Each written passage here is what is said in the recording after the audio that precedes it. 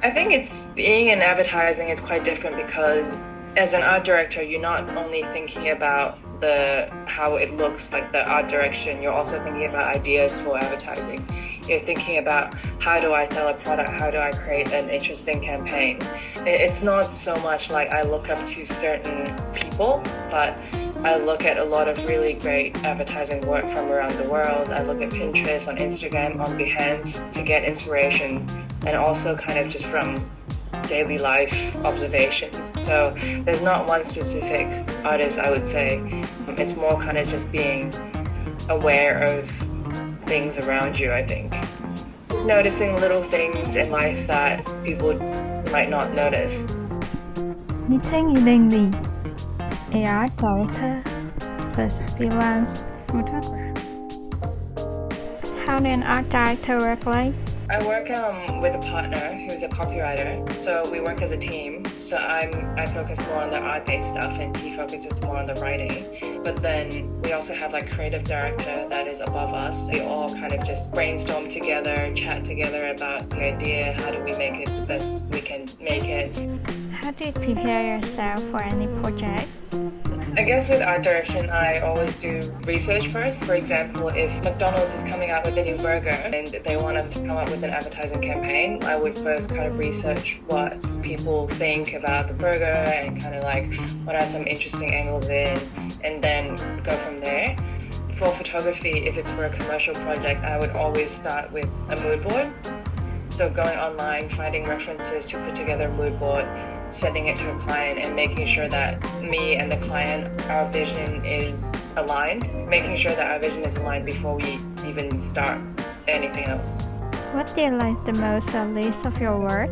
What I like most is I enjoy both of them. What I like least about art direction is sometimes you just can't think of any ideas, which is quite frustrating. But because it's my job, I need to think about ideas. So, it's annoying when I can't. And then for photography, there's not much I don't like about it. I think what I like most about photography is that when I'm able to capture a moment that never happens again, there's a sense of accomplishment, and I feel, happy about getting a good photo. Yeah, it's just something that I enjoy. I think if I have to find something I don't like about photography is that the cameras and lenses are too heavy.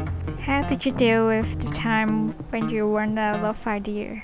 Sometimes when you, hit a wall, like when you're stuck, I usually just stop thinking about it. I go for a walk, I do something else, kind of let my brain refresh and let my brain kind of rest. It's kind of like resetting myself so that I can kind of look at this project again and then kind of restart almost. I think that when you're too into one project, it kind of gets hard because you're so into it that you forget. Like you need to remember to take a step back and think about what's kind of the bigger picture.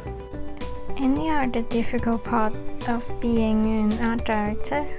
I think it's being open to other people's criticism and ideas. And sometimes it can feel quite hurtful because something you create that you love, someone else says something and then it's like, oh, it might be the worst thing in the whole world. But I've kind of learned to be open to ideas because things get better when you collaborate with other people, and things get better when you hear other perspectives as well. So that's something that was quite difficult for me when I first started because I just thought, oh, I have this idea, it's amazing, why don't we do it? Whereas now it's more like once you open up and you're being more collaborative, that's when you do the best work. Could you describe one of the most challenging projects you've done? We worked on an idea for chords in US, and our idea is we want to see if we can advertise to people in their dreams, like while they're dreaming, while they're sleeping. And it's a crazy idea, but we made it happen, and we worked with a Harvard professor, and that was very challenging to make happen and work around it and make it the best it can be. But that was really fun. It's almost unethical, but it was really fun and challenging. I still can't believe we made it.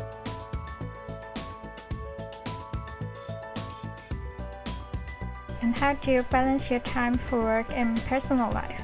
Like working in advertising takes a lot of time.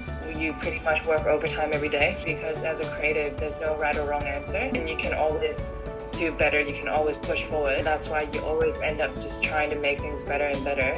that way time kind of just, passes by really quickly. I think balancing time is really interesting because like for my job, it's quite like 9 to 5 or like 9 to 9, 9 to 10 or however long time. But for photography, I think like for me, I always make sure I have time to do photography as a separate creative outlet. So whether it's weekend or sunrise or at nighttime, like I go shoot and take photos. That's what I used to do. Obviously with COVID, it's different. And in Australia, it's different. But yeah, I don't know. I think it's just when you're passionate about something, you just find time to do it. How did you get into the industry? For professional art director, I studied graphic design in university, a bachelor degree, and it's quite straightforward. Like I started with internships and then, kind of slowly make my way up. Because advertising is all about creative thinking and about standing out and thinking differently, the way I applied to jobs was very different from what you might usually do. So when I first started, I just sent emails to like hr@whatevercompany.com. I applied to 30 different companies and no one responded. And then I went on Twitter and I started following advertising companies' account and then like liking and retweeting, and then like they started noticing my account. And that's kind of how I got my first internship. And then when I went back to Hong Kong to work for Ogilvy, I LinkedIn messaged some creative directors that I want to work for instead of just emailing HR, and I find that's kind of the best way to get into the industry. And then as a freelance photographer, I think I just got lucky because of Instagram. As Instagram was growing as a platform, I was lucky enough to grow my following, and so more and more people know about my photos, and so that's how I got clients to reach out to me to help them take photos for commercial projects too. What do you think about the essential quality of a good art director? I think more than anything, it's a good eye and a good taste. A good eye as in like being observant and kind of understanding, I guess, what's good and what's not. I think those are more important than knowing, Illustrator, Photoshop, or InDesign. Developing kind of a sharp eye and also having conceptual skills to come up with ideas.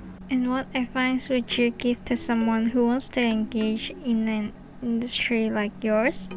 To put yourself out there. Like if you want to get into advertising, or if you want to pursue a career in advertising, if you want to be a photographer, there's so many social media platforms, and all these devices are so accessible that anyone has a chance and has a potential to do this kind of thing as a career. So I think like just utilize those platforms as much as you can.